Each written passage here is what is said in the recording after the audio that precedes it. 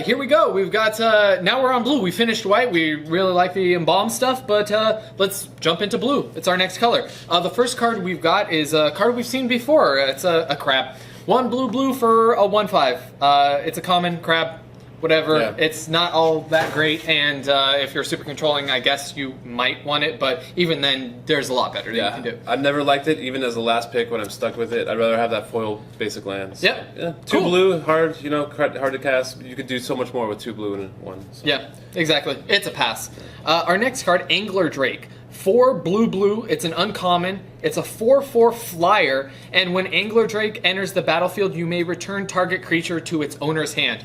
This card's great. Oh, actually, when I first read it, I thought it was just you may bounce your own creature to your hand, but no, this card's just good. It's like Miss Raven plus like 2 extra power and toughness. It costs 2 more, but like I said, I think this format's going to be a little bit grindier. So this card's just going to be good, and it's going to beat face. And this card is just awesome. I don't know what better to say with it.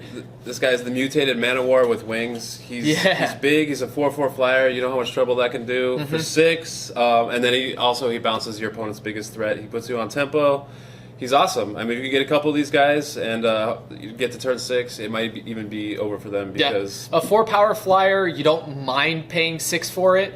We pay 6 for the 3/3 Angel up in white, and plus this bounces their biggest thing and puts you way ahead, like you said, on tempo. So this card's just great. It doesn't have to be their creature; it could be your creature too. If you need to get back like a pacified creature or something, get more value, just. Pick this card highly, definitely. This guy. Definitely. So our next card, Aven Initiate. We've got another flyer. This one's 3 and a white, or pardon me, 3 and a blue. It's a 3/2 flyer, and it's got Embalm for 7, so 6 and a blue. Well, this card's good. Is back in blue. I like this guy. He's a 3/2 flyer for 4, so he's like we've seen these guys before. But usually they get killed really fast. Shock, or something like that, anything. But then turn 7, he comes back. And flyers are hard to deal with. Yep. And for 3 power, they do a lot of damage. They fly over and they smack. So far, blue's doing what it does best. It flies, So it bombs now, actually. So this is back as zombies. Oh. Yeah, there you go. Bird Warrior Zombie. A white Bird Warrior Zombie. This card's also going to be good if you haven't picked up already. If it's got Embalm, odds are it's pretty good, and this is actually one of the higher up Embalm cards just because that evasive ability late game when, you've cleared the board, they've used their removal spells, you've used your removal spells, and you're kind of just like beating face on the ground. You've got a 3-power attacker late in the game when they've already taken some nugs, so exactly. This will go to distance, and I like this card. I certainly like the Angler Drake better, but this card is pretty high up there. Right, and draft multiple guys. He's a common, so you get a couple of these guys. So your opponent might have to battle through just one of them. Yep. And if you get 2 of these guys, it's gonna be very 4 creatures, that they're gonna have to deal with different points in the game, and also at the same time when you do finally clear and when they run out of resources, they're gonna swing in for the win. That's one of those things about your 3-power flyer that you spent 4 mana to do. You just feel bad blocking with it. This one you can kind of block with no regrets. Yeah, and be like, I'll see you on turn 7. So. Yep, see you later. Okay. Pick this card fairly highly. It'll do work. It is a common, so you'll see enough of them, but you don't want to overload on 4s. But this one's pretty good. Our next card is Cancel. We've seen it time and time again. It's never great. It's 1 blue, counter target spell, instant. It's a common. Just pass it. There's very few instances where you're excited about You Cancel. are right, except for one thing. The art on this card. This art is fantastic. Yes, this Cancel is great. Good job on the art. Exactly. You get a foil version of it. That's really cool, but you're going to be hard-pressed to find a time where you want to play Cancel. Right. It's Cancel. It's hard to play. When you do play it, it's just removal, but you had to set so much timing up for it. You had to stop what you're doing. With there is another blue counter spell that we will get to that you'd much prefer to play over Cancel, and we'll talk about that in just Force a second. of Will? Yeah, definitely. Cartouche, second cartouche, Cartouche of Knowledge. 2, enchant creature you control, so it has to be one that you control. I think they're all like that, maybe. Yep. When it comes into play, draw a card, so it replaces itself. Automatically. +1/+1 and flying. Yep. I like this card. This cartouche is definitely way better than the white one. Giving something +1/+1 and flying, it's more evasive, is way better than the 1/1 and first strike. Also, it replaces itself at at its bare minimum. So those are two really good things, and the fact that this only costs 2, 1 in a blue is is amazing. Right. I definitely play this. There are very few auras that are good to play, and ones that replace themselves or ones that come back or whatever. That value are all you have to do is make sure it sticks to get the value, because don't get it removed instantly. And then you have +1/+1 and flying. So not only is it replace itself, but it's a great aura. But it gives, exactly. It gives you even if it wasn't just the +1/+1, it gives you evasion rather than just being a bigger beater on the ground. And this card's going to be good, and if you're in blue, you will not mind playing this cartouche. Right. And it'll get you that trial back that you wanted to get back. Yeah, so. That's true. This is the one you might have played the white one just because you wanted to bounce your trial, but this one you play just by itself, and you're not at all upset about it. In fact, you're like, well, this card's pretty good. Right. And I'd pick it midway through the pack, definitely. I definitely would too. And it's almost like a free spell. You get a card to replace it, and sometimes your opponents don't see that attacker coming but with +1 and flying. Yep. So jump over, whatever, and get that trial back. It's awesome. Pick it. Our next card. Yeah, Censor. Okay, so this is a Force Spike for 2. Counter target spell unless its controller pays 1 for 2. 1 blue and a generic. But it also cycles for 1. So for a single blue. For a single blue. This is okay. Force Spike is a hard card to play because a lot of times you want to play them early. Or if your opponent is tapping out, like maybe a second spell this turn. Not quite misdirection. The being able to counter unless they pay 2 is certainly a little bit better. Miscalculation. Yeah, miscalculation. Everybody kind of was hoping for, but we didn't get.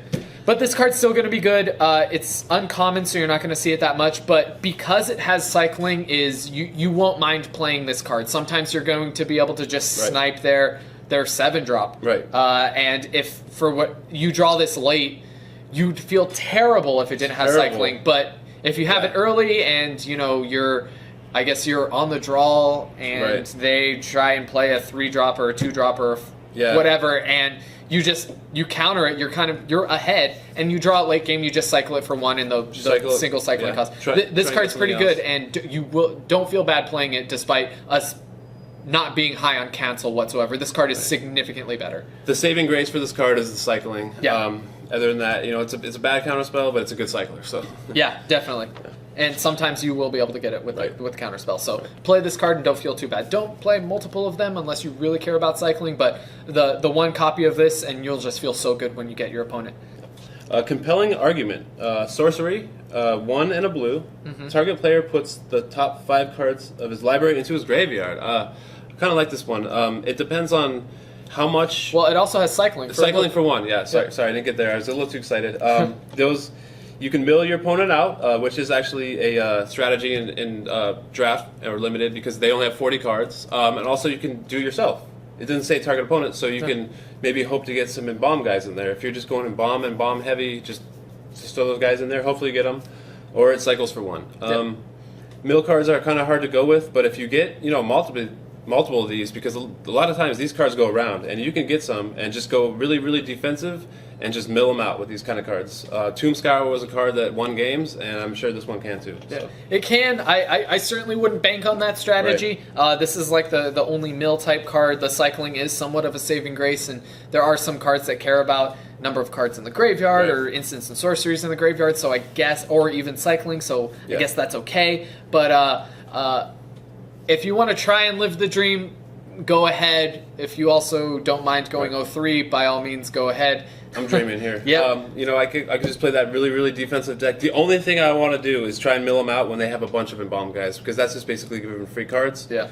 Getting them closer to. Yeah, exactly. I guess them possibly having embalm makes this even even worse. This is normally you don't want to mill, and it's otherwise it's kind of just. We just saw Embalm in white and now blue, so I have a feeling we're going to see Embalm a lot more in future down in this review. Actually, and speaking of cards that care about instants or sorceries in the graveyard, the Cryptic Serpent, it's 5 blue, it's a 6/5, and it costs 1 less for each instant and sorcery in your graveyard. You're probably... I mean, how often does your draft deck have just a bunch of instants and sorceries? Sure, you might be able to cast this Cryptic Serpent for 4, but it's still later on in the game where you could have cast it for 7 anyway. So it's still 6/5, which is not bad, and maybe you can play multiple things on the turn. I wouldn't necessarily pick this thing highly. But I guess if you really care about this, and you can put your cryptic or compelling argument in this deck to make it a little bit cheaper. I mean, Spells Matter decks are always out there. And this one, you can get those instants and sorcerers in your graveyard fast. First of all, with a compelling argument. Okay. Yeah. But other than that, if you just want to cycle a bunch of them and have them, this guy does hit the board quick if you want to do that. He costs 1 less for each instant and sorcery, so later on in the game, if you have him down just 2 blue because you have a full graveyard, you can hold mana back for a counter or something. He is a 6/5, and he is really big, but he requires a very hard deck to draft. That's the Spells Matter spells, deck. yeah. But it's hard to do that because you really want to go all creatures. Yeah, and, you want a lot. Yeah, the all creature deck is probably going to, on average, be better than the all spells deck. But some mixture of that, and you might be able to get a discounted Cryptic Serpent. That being said, if you don't end up with one of these, even if you do have a bunch of spells, it's not the end of the world because this card's kind of just okay. And I wouldn't look at this card as a reason to start drafting all spells because it's not the biggest payoff. You certainly want the other cards where spells matter. Right. Well, the Spells Matter deck also can fall right into you. Sometimes you're on pack 3 and you notice you're so chock full of instants and sorceries, and then this is when that guy's going to shine because you can't really count on just a few small creatures. You got to have those big bangers that cost cheap, and this is one of them. He doesn't do anything other than be cheap though. Yeah. So he's a 6/5. He hits hard, but he has no evasion. Yeah. He's just a regular creature, no hexproof or anything. So I think a good kind of a signpost on this guy is if you don't draft him and then look to go into all spells. Right, if you have all spells and you happen to get this one, you're really excited. Right. But otherwise, he's not that great. Yeah, and these particular creatures aren't really drafted highly, so you might see a lot of them, and that deck might just come to you. Yeah. All right, so our next blue card, it's 3 and a blue for an instant at common. Decision Paralysis. Tap up to 2 target creatures. Those creatures don't untap during their controller's next untap step. I mean, it doesn't draw you a card, which a lot of times these cards do. It costs 4. It'll stop something to get you there. I don't like it. This card's definitely a pass. If for whatever reason you're in a hyper aggressive blue tempo deck, and this card is towards your top end, which, to be perfectly honest, I don't believe that kind of deck exists, the super tempo-y deck. Yeah. If you are in there, I could see this card being good. This card is definitely a more aggressive card than it is a defensive card. Don't think that just because it prevents their creatures from attacking next turn that it's defensive, because if you're spending your mana on this, you're just much better served with a creature, even a 3-drop creature, because it can block and possibly even trade. This card's pretty much a pass unless very, very specific circumstances. Or if you have a bunch of creatures, or if you're going blue-green or something, and you just need that last little bit of, kind of not removal, but just get those creatures out of there and attack with all your creatures. It's just strictly a tempo thing, and if you think you can get there, but this card is replaceable by 3 3s. Yeah. So it's a pass. Yeah. We're actually on to our next counterspell. Here we go. We've got another one. Essence Scatter's back. It's 1 and a blue. It's an instant counter target creature spell. Yeah. This card's certainly better than Cancel, despite Cancel's versatility and being able to counter whatever. Limited, like you said, like Dash said a little bit earlier, it's all about creatures. This is a lot more likely to hit something. Well, first of all, I would like to welcome back Essence Scatter back to Standard from being out for God knows how long. It's back, and it's a creature counter spell. A lot of times you'll find yourself using 3-drop counters to hit creatures a lot of times. Yeah. And the fact that this one costs 1 less blue and 1 less mana in general is awesome. It's blue's removal.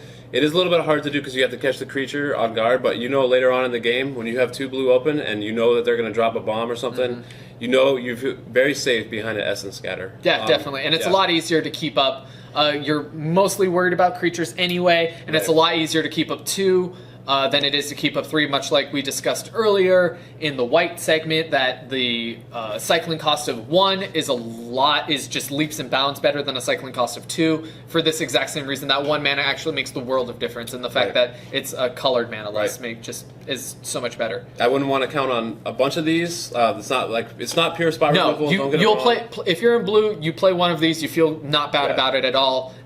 In fact, it's not a bad card at all. If you're playing multiple, then it's a little bit dicey. But one of pretty good. Yeah. Our next blue card, Floodwaters. Pretty expensive sorcery. It's 4 blue. It's a common. Tap up to 2 target creatures.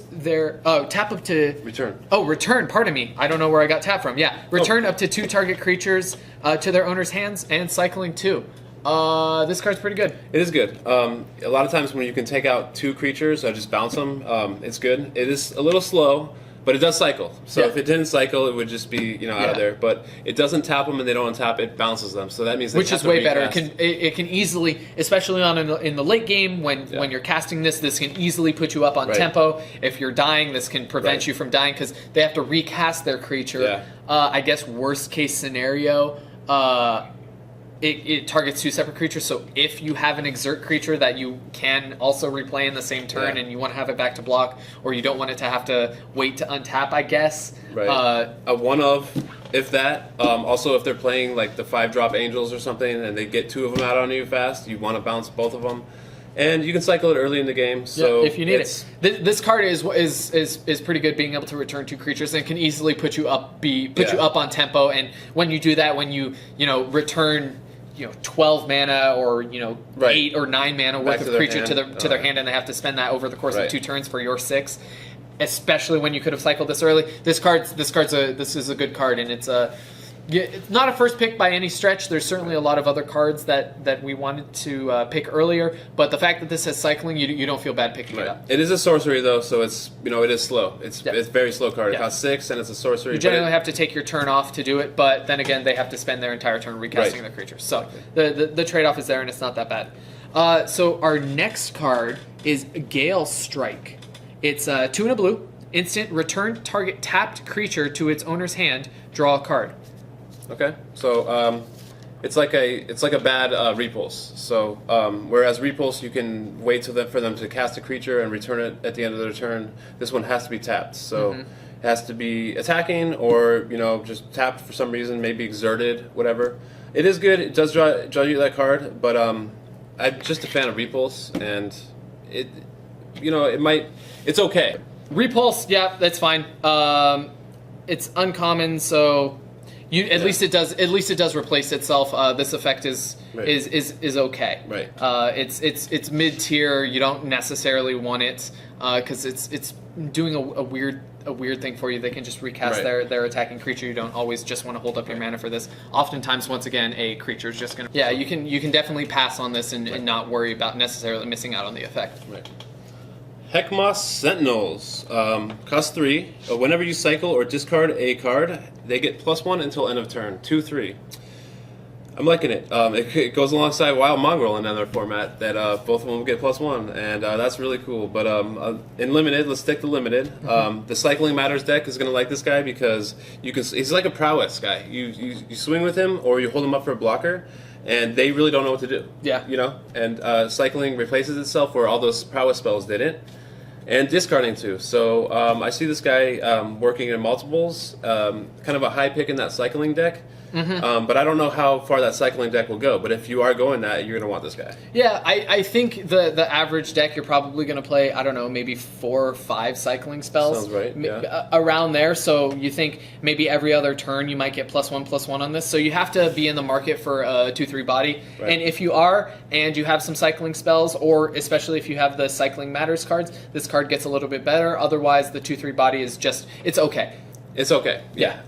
We'll see how, like I said, he kind of forces you to cycle and discard, but other than that, he might just be a 2/3 the whole game. Yeah. So it's one of those that kind of it'll function depending on your deck. Otherwise, I'm not too hot on it. Dash is a little bit of a dreamer, more so than I am. But if you're in the market for a 2/3, this one's fine. It's got a little bit of a 2/3 for 3. This one's got a little bit of upside. Yeah. Otherwise, there's other creatures that can fill that role.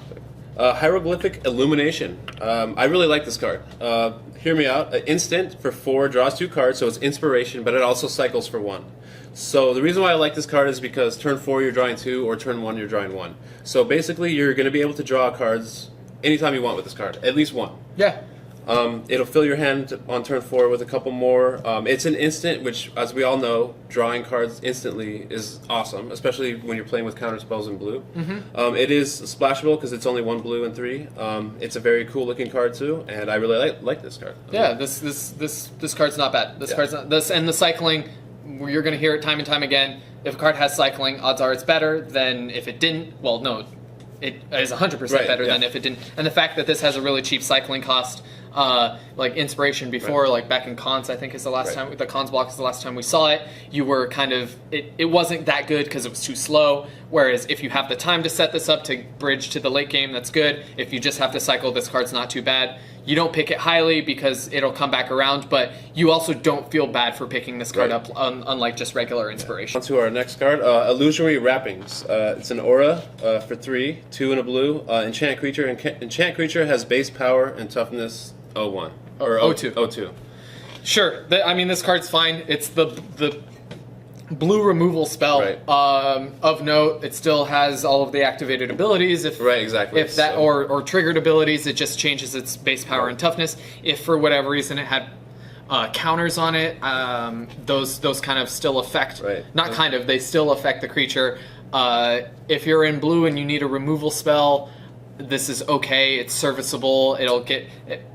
It gets rid of that problematic angel, but it can still block as a This is like a bare minimum if you have to type spell. Exactly. Because usually when you're in blue, you can splash something else to do something way better than this. If you need it, it's there, and it'll probably come around late. Otherwise, it's just okay. And all you want to do is play it on like a 6/6 creature. Otherwise, this can definitely be a pass. There's much better removal spells out there, especially in the aura department. And being 3, it's a little expensive. So our next card, we've got Labyrinth Guardian. This is a super exciting Embalm card. It's 1 in a blue for a 2/3, so it's already pretty good. A little bit better on the curve there. It's uncommon. It's an Illusion Warrior, so the illusion should tip you off a little bit. When Labyrinth Guardian becomes the target of a spell, sacrifice it. So this is a little bit better than normally illusions, because illusions were spell or ability. Ooh, okay, I didn't see that. Yeah. So the tapper, Yeah, exactly. The tapper would normally kill an illusion, but it doesn't with this one. And I forgot to mention that it has Embalm for a 3 and a blue. This card's just going to be pretty good. You don't mind. You definitely play it on curve. As a 2/3 for 2, which is definitely it's ahead of the curve, especially for blue. And this card's really good because unlike just having their tapper kill it like other illusions, they have to actually use a card in order to get rid of it. You're right. They have to use a spell to do it, so it's not like you're losing much value on this. It's still no matter what, it's going to be a 1-for-1. And he fights bears all day. Yeah, exactly. It blocks bears all day. So blocks bears all day. This card's pretty good, and that's why it's uncommon. You might think, oh, it's just a 2/3 for 2. This card's it's going to be pretty good. All that being said, it's still just a 2/3, which is okay late game. But having it have Embalm is going to be really good. Be able to come back and still block for multiple turns, and 3 is a good enough. But I like this card. I won't pick it too highly because it's still just a 2/3. It's not a game-winning card, but it's ahead of the curve, and they still have to 1-for-1 if they want to remove it. And it's a little bit higher power and toughness for 2 mana that we see for blue normally. So something that usually would be an 0/3 or a 1/3, but this guy is a 2/3, so he can attack and he can block. Then he comes back. So that's pretty good. Definitely, cool. We like the Embalm cards, and this is certainly a good one. Lay Claim is our next card. This one is a spicy one. It's 5 blue, so 7. Another expensive card. It's an aura. It's uncommon, and you enchant a permanent. You control enchanted permanent. Damn. Yeah, there's nothing more exciting than stealing your opponent's planeswalker too. It doesn't say just creature. It's just permanent. You can steal their land, their planeswalker, their enchantment, their whatever. Now, normally that card wouldn't be that great because it's cost 7, kind of just like Dash's earlier point, but it also has cycling too. I feel like this card's just going to be pretty broken. Yeah, as a one-of, it is that really, really expensive removal, but it also is a removal that gets you a card. Basically, it's going to win games. That's how it is. I wouldn't stack too many of these in your deck. I mean, it does cycle, definitely not. But you can't really count on it until late in the game to do anything, and if you're staring down a bunch of 1/1s, what's it going to do? I mean, you generally Control Magic is always a card that you pick, and you pick highly. I don't see this. That costs 4. It costs 5, I think. No, it costs 4. The original Control Magic. Oh yeah, okay. Well, the most recent versions cost 5. But you always pick that card highly, even if it does cost 5, because it's always good. And I think this is in a very similar spot. Even though this costs 7, the cycling just puts it over the edge, and this this card's really good. I'd agree. And have you seen the art on it? It's like the god coming out of the sky grabbing something. So that's what you kind of do when you steal the card. You're just like, yeah, this is mine. And watch him cry. Yeah, yes. exactly. I wouldn't be too upset even playing 2 of these despite the cost, just because, well, you can cycle it. That's good. You can bridge cycle the gap. This kind of effect, despite it being 7, right. is going to... Oh, look, we've got a Naga. That's awesome. It's a 3 and a blue for the Naga Oracle. It's a 2/4. And when it enters the battlefield, look at the top 3 cards of your library, put any number of them into your graveyard, and the rest back on top of your library in any order.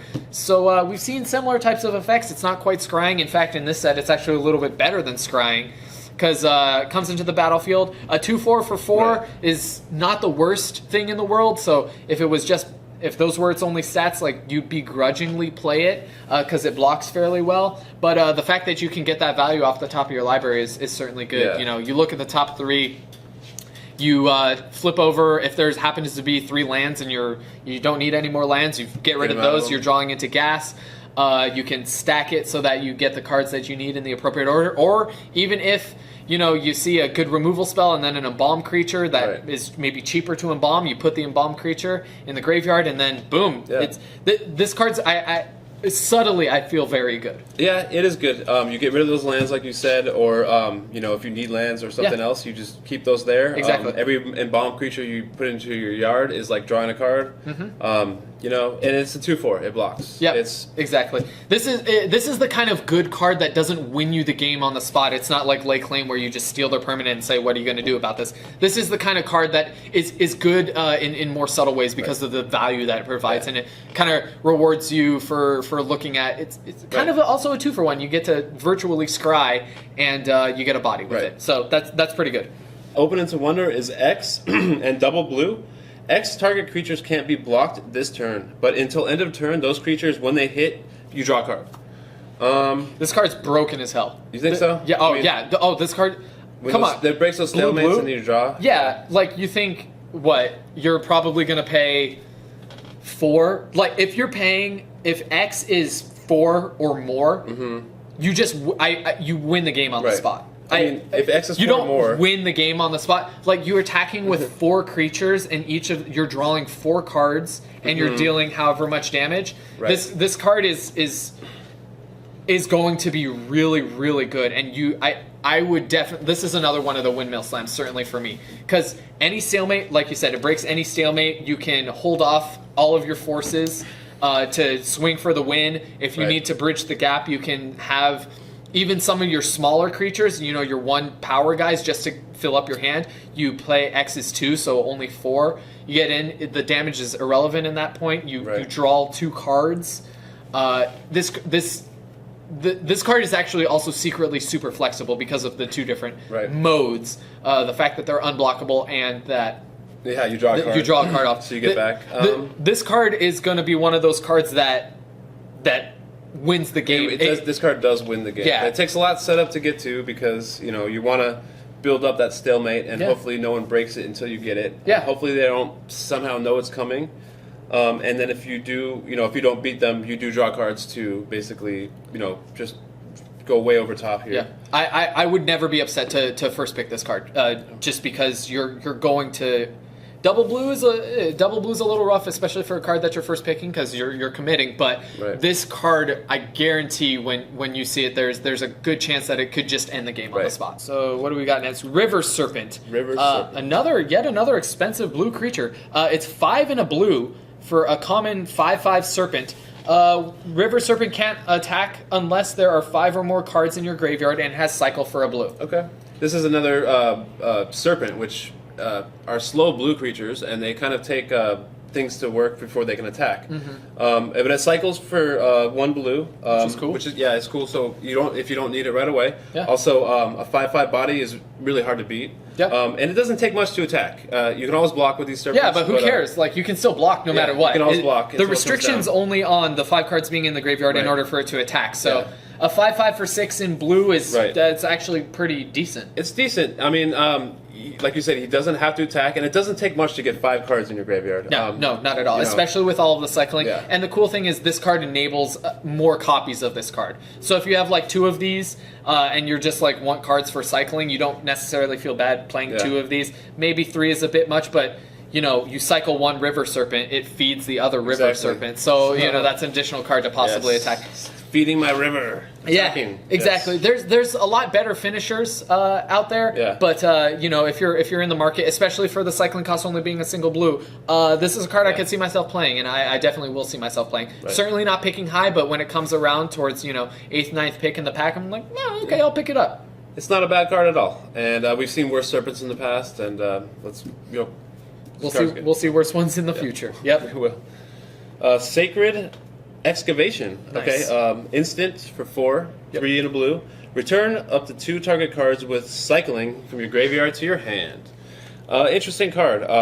Or sorry, it's not an instant. It's a sorcery. It's a sorcery. Okay, cool.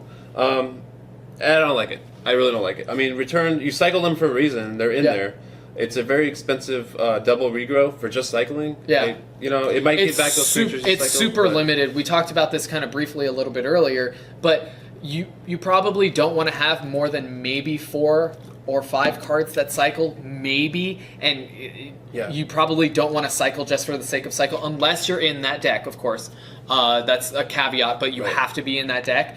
But yeah, this card's not that good. You don't want to play it for the sake of playing it, unless you have tons of cycling cards and you're making a bunch of drakes with the cycling card. But matters. That's like a cycling matter thing. If you don't have a cycling matter theme going on, don't play this card. You're paying mana to cycle, and you're not doing anything to the board. Yeah, definitely don't play this card. Yeah, don't play this card. It's not all that it's cracked up to be. It's 4 mana to get back. Maybe in the future 4 mana draw 2 cards. To cycle 2 more, and that was going to be bare minimum 6 to draw 2 more cards. Just pass this card along, and hopefully your opponent plays it. So exactly. This is one of the cards you're pretty happy that your opponent plays. Yeah, unless of course they're in the cycling deck, in which case you're probably just a little bit scared. But that's of course the caveat. If you know you definitely want to be cycling and you're getting other advantages from cycling, then I could see a case for it being made. That being said, it's still kind of just okay. So. It's a good bet to avoid that card. Scribe of the Mindful. It's 2 in a blue for a 2/2 common. It's a human cleric with 1 tap this creature, 1 tap sacrifice Scribe of the Mindful, return target instant or sorcery card from your graveyard to your hand. 2/2s for 3 are not exciting. We've seen a bunch of things that are better than that in terms of stats. Right. And its effect is kind of just minimal. You're probably not playing a bunch of instants and sorceries. Probably not. I mean, you might have just a couple, but when you top deck this and you still have to... You top deck this late game. I'm just thinking of a probably even a typical scenario. You top deck this game, turn 5 or 6. You haven't even really played an instant or sorcery, and you have to block. You have to wait for this to not be summoning sick to be able to even use its effect. Mm-hmm. If it was 1 sacrifice, then maybe I could see this being certainly better, but I'm off this card. Yeah, I mean, if 1 sacrifice when you could do it anytime, you have to... He can't be attacking. He's not very defensive. He's just a 2/2. Yeah, but some of these instants and sorceries that you are playing are going to be very powerful. He just doesn't have the stats to back that up. Like Mike was saying, that, that you might not be able to have one. You might not even have one in your graveyard. Then he taps. His power and toughness is not very what he wants to be. No. Yeah, no. This card's a pass if you have that deck. Like with the earlier serpent that we saw, the meandering, the one that costs less for instants and sorceries in the graveyard. Spells matter serpent. Yeah, then maybe. But that deck is a far cry. It's a stretch. Yeah, and exactly. I think you're just dreaming. Yeah. There's no time walk in this format. There's really no way to abuse this. Past this card, you're going to be able to find something better to do with your 3 mana. Generally speaking. Right. Seeker of Insight. Okay, this is an interesting card. So he's 2, 1/3, so that's okay right there. But then he has tap to draw a card. I'm interested. Then discard a card. Okay. Typical blue. Activate this ability if you've cast a non-creature spell. I know. Our dreams of Merfolk Looter are kind of dashed. Yeah, or Vryn's Prodigy coming back. But, dashed. I'm sorry. Anyway, yes, my Merfolk Looter dreams are dashed. They're out the window. But this guy is not bad. I mean, he's okay. He has this little prowess ability where you can only activate it if you, played a non-creature spell, and you can do it during their turn. He doesn't cost mana to activate, which is cool. He sits back and blocks. So. He actually virtually does cost mana to activate because you have to cast a spell. Yeah, you're right. So even though it doesn't have an actual mana cost or mana symbol in its cost, it's implied because you have to cast the spell. That said, for the exact same reasons that we're kind of off Scribe of the Mindful, the Seeker of Insight, unless you definitely have the Spells Matter deck where you're casting like 10 instants and sorceries or 10 or 12 instants and sorceries and you're doing it a bunch, this card is a non-starter. It's you can do a lot better than a 1/3 for 2. Well, we've seen, although one thing about where you can discard, we've seen a lot of cycling matters, but then also say some of them say cycling or discard matters. So this is one of them too. So you can discard it in a bomb and then activate one of those triggers. Yeah. But it's hard to use. You have to have a spell attack to it. You have to do it during their turn or whatever you want to do.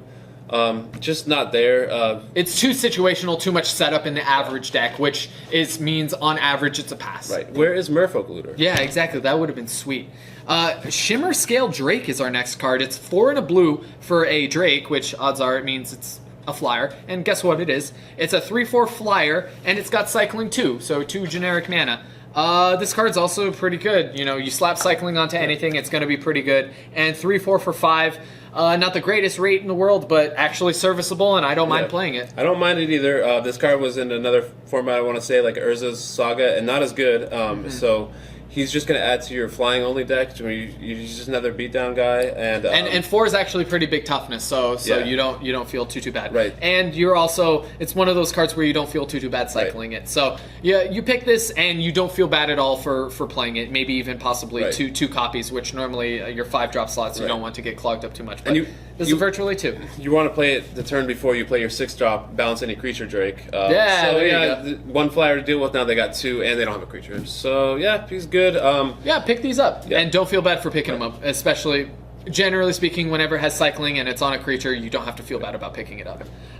Slither Blade is our next creature. No. But it's a single blue, it's a 1/2. Slither Blade can't be blocked. This card's just, don't play these cards. 1/1s for 1. This one's slightly better in that it's a 1/2.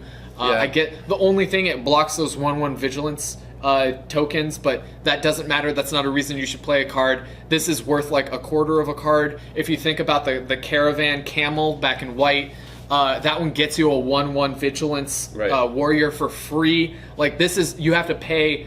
This is a card in your deck. Right. He's a 20-turn clock. If they don't deal with him, it's begging for a huge aura or some kind of equipment. By himself, he's just not there. But you don't. That's the thing. You don't want to play a card just because it might be good with these other cards, and even then, it's still just like whatever. Even though they can still remove it. Exactly. It's really no big deal. Don't play this card. Just don't. Ta Crop Skirmisher. 1 and a blue. It's a Naga warrior, so more Nagas. This one's a 2/1, and it's got Embalm for 3 and a blue. So this one's actually kind of also on the bottom of the Embalm scale. It's a 2/1 that's relatively unexciting. Blue doesn't feel that aggressive. We just went through a bunch of like Spells Matters, which certainly doesn't scream aggressive. We've got a bunch of other Embalm creatures that come back late game. We've got flyers that cost 5 and 6. You really don't want to be playing this card. That being said, it's still late game. You still have something to do with your mana, and mana dumps are always going to be good. But if you're trying to find an Embalm card, at least for me, that I don't want to play, this could be one of them. Right. And I personally like the Lifelink Cat more than this. I've seen Curio Vendor being played and decks that win, but for me, I'm not gonna play this guy. So. You're not gonna play it. I like what you said there. Not. You don't have to worry about it. But once again, Embalm, it's okay, I guess. If you need to have that 2-drop creature, then do it. But Embalm, maybe. Come on, Blue. Where's your Embalm? Oh, here we go. The Blue Trial. We finally arrived. The Trial of Knowledge. 3 and a blue. All the trials are uncommon. They're all enchantments. They all bounce with a cartouche. But this one's special ability is when it enters the battlefield, draw 3 cards and then discard a card. That's pretty good. It is, especially when you can get it back. Drawing 3 and then discarding a card. You can discard an Embalm or something. So I basically just see draw 3 cards on this card. Enchantment, the fact that you can do it again is the saving grace. Yeah. Usually these types of cards are one of at best in decks, and it's not really necessary to have these cards in your deck, but they will get you more gas. Usually if you want that attached to a creature, but here it's an enchantment. There's a chance to flicker it or get it back. Yeah, that's good. I like this one. This one's, it kind of feels more along the lines with what the blue cards are doing. I like this trial, the draw 3 discard. It can put you, that card advantage is certainly really good, and especially if you can bounce it. This is actually one of the ones where I don't mind not bouncing it, just because the 4 mana draw 3 discard 1 is okay. It's certainly not the best effect in the world, but this feels along the lines with what a blue deck is probably going to want to be doing. Right, and you can't get this card based on the fact that you might get it back. You get it based that you can play it once, because it is expensive, and then it requires an aura with a creature to play.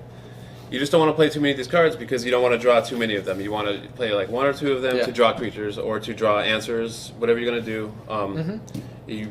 Yeah, I certainly had to kind of refresh really quick, but it's certainly better than the white one. Plus 2 plus 1 So we're getting a little bit better with these trials, but hopefully we see the other colors have better trials. I mean, I'm not sold with the trials. So. Yeah, thus far. Our next card, Vizier of the Tumbling Sands. Pardon me, there's no the. It's 2 and a blue for a 1/3. So we've got those stats again. Untap target permanent. Tap to untap target permanent. Cycling 1 and a blue, and when you cycle the Vizier of Tumbling Sands, untap target permanent. So this got a lot going on. This card's pretty okay. Yeah, it's a little combat trick in a vacuum, or it's a mana dork for blue. Yeah, exactly. Yeah, that's funny. It's kind of a blue mana dork. Yeah, you can untap a creature, for combat or something. It's looks like it's part of the cycle of the uncommon. Cards that cycle and do things too, or they kind of do those when you play them too. So you have the option to play them and they do them a little bit better, or you can really quickly cycle them and they. I actually kind of like this card a lot. There's a lot of versatility there, being able to cycle and then untap something at instant speed. Whereas when this is on the battlefield, it could be that mana dork, or your opponent can see the untap coming. Whereas when you cycle this, you get to draw that card. So 1 in a blue, draw a card, untap target permanent. That's not the worst thing in the world. So if that's tacked onto a body already, I'm game for this card. I'd play it. Yeah, definitely. It's good. It does a lot of things. It's very versatile. It's a lot what blue kind of doesn't really do. I mean, it untaps permanents, but to gain mana, because that usually costs 1 blue to do. So it doesn't really net you a mana. But the fact that you don't have to tap a mana to do that, you untap. It'll get you to those later spells. And if you don't have 3 mana at the time, you can do it as a combat trick, replace a card, 2 for 1 easily. Good card to play. So our next card, Winds of Rebuke, 1 in a blue, instant return target non-land permanent to its owner's hand. Each player puts the top 2 cards of his or her library into his graveyard. It's kind of the mill theme. It's not that exciting. It's exciting. Kind of a pass. Yeah, kind of I just wasted the second reading the last 2 parts of that, mill 2, whatever. Both players, It's cool. You bounce something, deal with something for a turn, but it's one of those things I'd much rather have. A creature. It's non-land permanent. It does gives it some more versatility, but otherwise it's a pass. And our last blue card, a Zenith Seeker, 3 in a blue. It's a bird wizard. It's a 2/2 flyer. Whenever you cycle or discard a card, target creature gains flying until end of turn. That's pretty cool. Yeah. I mean, it falls kind of victim to, similarly to the serpent that cares about spells. You're probably you don't have all too many. You don't have all that many, or you shouldn't have all that many cycling cards in the average deck, which means that the average deck probably doesn't want this because the effect is kind of it's not that great. We've seen another 2/2 flyer for 4, the Top Crop Elite, where when it exerts, everything gets +1/+1. Yeah. I'd much rather have that card, and when comparing it to this, just being able to cycle and then giving something flying is underwhelming at best. Yeah, I mean, you do want to combine this with like a big ground beater or something, and just give him flyer, give him flying until end of turn, and just swing in, because he does attack too, and it doesn't really cost any mana or a card to do. But it's going to be that ability is going to be very situational, and I don't see it really happening that much. Basically looking at a 2/2 flyer for 4.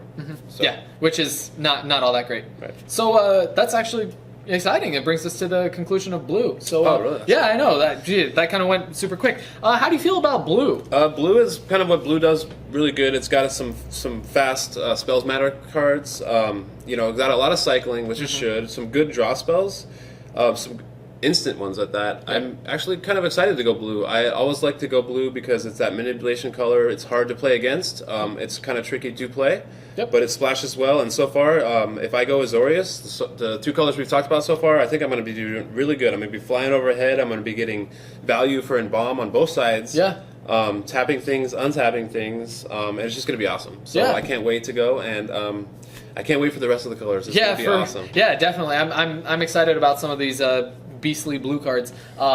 That Drake is probably my favorite card. Yeah, the bounce Drake. Yep. And if you get him in pairs and make it to the 6th turn, it's going to be hard to get past these 4/4 flyers, especially if you're playing a combat game, because it's going to slow you down, and you're going to be having to deal with a 4/4 flyer coming at you. Interestingly enough, it kind of feels like blue is about tempo, but not how we typically think of tempo as like the first couple turns of the game where you're just trying to almost be aggressive and race, but there's a lot of like late game tempo. There's the floodgates where you bounce 2 creatures and you try to get ahead. Blue, you want to get ahead on mana and just kind of beat face from there, and I really like that. I like this particular feel of blue, and it feels really good, and I'm super excited.